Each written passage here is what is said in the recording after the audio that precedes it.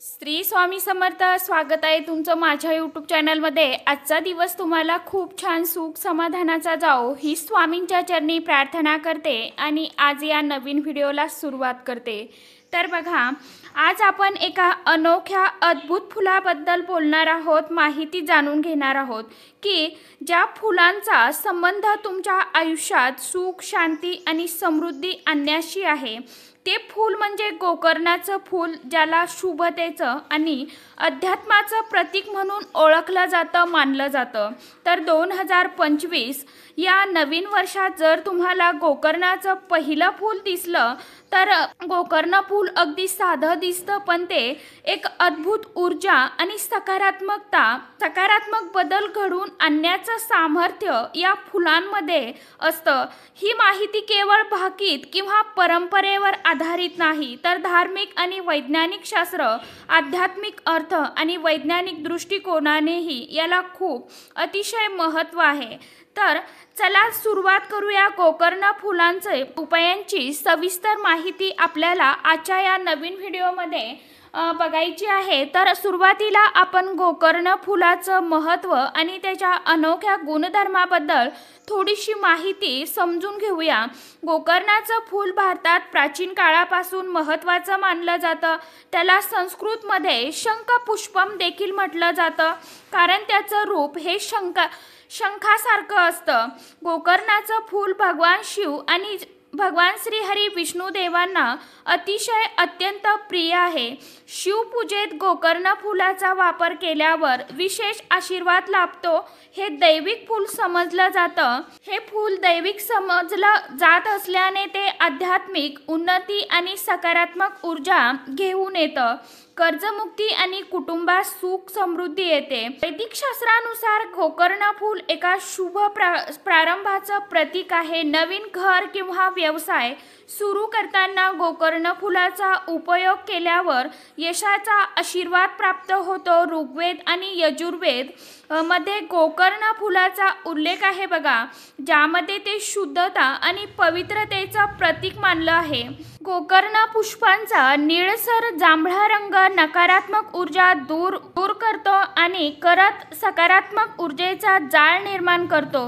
वैज्ञानिक दृष्टिकोनातून या फुलांचं सौंदर्य आणि सुगंध मन शांत करतं आणि परिणामी शरीराची आणि आत्म्याची शुद्धी होते। नववर्षात गोकर्ण फूल दिसण्याचा अर्थ आणि त्याचा संकेत बघा। जर तुम्हाला 2025 च्या पहिल्याच महिन्यात तुम्हाला गोकर्णाचं फूल पाहायला मिळालं, कुठे दिसलं, तर ते शुभ संकेत आहे। गोकर्णाचं फूल तुमचं भविष्य आणि कर्माशी थेट जोडलेलं आहे। गोकर्ण फूल सांगतं की तुम्हाला तुमच्या आयुष्यात सकारात्मक बदल घडवण्यासाठी तयार राहायला हवं। हे फूल नव्या संधी आणि चमत्काराची नांदी असतं। दारिद्र्य आणि नकारात्मक ऊर्जेचा नाश। गोकर्ण फूल पाहणं म्हणजे तुमचं नशीब जागं झालं आहे आणि घरातील संपत्तीत सातत्याने वृद्धीची शक्यता आहे। फुलांचा संदेश, जुने आर्थिक अडथळे लवकरच दूर होणार आहेत। तर धनसंपत्ती आणि यश। प्राचीन मान्यतेनुसार गोकर्ण फूल पाहिल्यानंतर योग्य उपाय केल्यास नवीन वर्षामध्ये धनलाभ होऊन उन्नती आणि कुटुंबात सुख समाधान घेऊन येतं। गोकर्ण फूल तुम्हाला अध्यात्माच्या दिशेनं पुढे जाण्यास प्रोत्साहित करत असतं। म्हणून नवीन वर्षात हे फूल पाहणं म्हणजे तुमचे कर्म सुधारत आहेत आणि देवी देवतांची कृपा आशीर्वाद आपल्यावरती आहे। गोकर्ण फूल दिसल्यानंतर काय करावं? तर तुम्हाला जर गोकर्णाचं फूल दिसलं तर त्यावर आपल्याला सर्वात प्रथम नमस्कार करायचा आहे। गोकर्णाचं फूल दिसल्यानंतर त्याचं आदराने स्वागत करायचं आहे। फुलाला स्पर्श करताना किंवा त्याच्याकडे पाहताना मनोभावे प्रार्थना करायची आहे। हे शुभ फूल माझ्या जीवनातील अडचणी दूर करून यशाची वाट मोकळी कर, अशी तुम्हाला प्रार्थना करायची आहे। ते फूल तोडू नका। जर फूल निसर्गात असेल तर त्याला जिथे आहे तिथेच राहून द्या। फुलाला नमस्कार करून मनात आभार माना। तुमची जी काय अडचण असेल त्या फुलाकडे बघून मनामध्ये व्यक्त करा।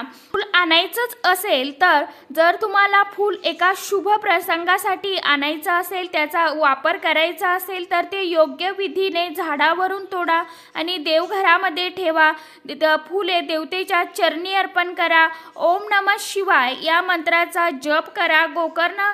गोकर्ण फुलाचं पाणी करून घरामध्ये शिंपडा। यामुळे घरातील नकारात्मक ऊर्जा दूर होते। त्याचा चहा अर्क बनवून प्यायल्याने आरोग्य सुधारतं आणि तणाव देखील कमी होतो। विशेष पूजा करा। गोकर्ण फूल घेऊन भगवान शिवशंकराला शिवाला अर्पण करा। पूजेनंतर प्रार्थना करा, हे भगवान शिव, मला माझ्या आयुष्यात यश, सुख, समाधान आणि ऐश्वर्य मिळू द्या, अशी प्रार्थना करा। गोकर्ण फुलाचे फायदे धार्मिक, मानसिक आणि शारीरिक। गोकर्ण फूल लहान असलं तरी त्याचे फायदे खूप मोठे, अनन्यसाधारण असे आहे। धार्मिक फायदे म्हणजे पूजेत वापरल्याने भगवान शिव आणि विष्णू देवांचा कृपा आशीर्वाद अखंड आपल्यावरती राहत असतो। गोकर्ण फूल धन, यश आणि समृद्धीसाठी विशेष मानलं जातं। गोकर्ण फुलाचा निळसर रंग मनाला शांत आणि स्थैर्य प्रदान करतो। तणाव आणि मानसिक दडपण दूर होतं। आयुर्वेदात गोकर्ण फुलांचा उपयोग स्मरणशक्ती सुधारण्यासाठी होतो।